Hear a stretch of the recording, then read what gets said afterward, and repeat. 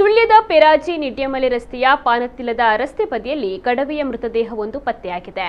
November 27ರ ರಾತ್ರಿ ಬೇಟೆಗಾರರು ಕಡವೆಗೆ ಗುಂಡನ್ನ ಹಾರಿಸಿದ್ದಾರೆ. ಇದರಿಂದ ಅದು ರಸ್ತೆ ಬದಿ ಬಂದು ಬಿದ್ದಿದೆ ಎಂದು ಶಂಕಿಸಲಾಗಿದೆ. ಸಂಪಾಜೆ ಅರಣ್ಯ ಇಲಾಖೆಯ ಅಧಿಕಾರಿಗಳು ಸತ್ತ ಕಡವೆಯನ್ನ ವಶಕ್ಕೆ ಪಡೆದಿದ್ದು ಘಟನೆಗೆ ಸಂಬಂಧಿಸಿದಂತೆ ಹಲವರನ್ನ ವಿಚಾರಣೆ ನಡೆಸಿದ್ದಾರೆ. ರಸ್ತೆಯ ಬದಿಯಲ್ಲಿ ಕಡವೆ ಬಿದ್ದಿರುವುದನ್ನು ಗಮನಿಸಿದ ಸ್ಥಳೀಯ ನಿವಾಸಿಗಳು ಅರಣ್ಯ ಇಲಾಖೆಗೆ ಮಾಹಿತಿಯನ್ನ ನೀಡಿದ್ದರು.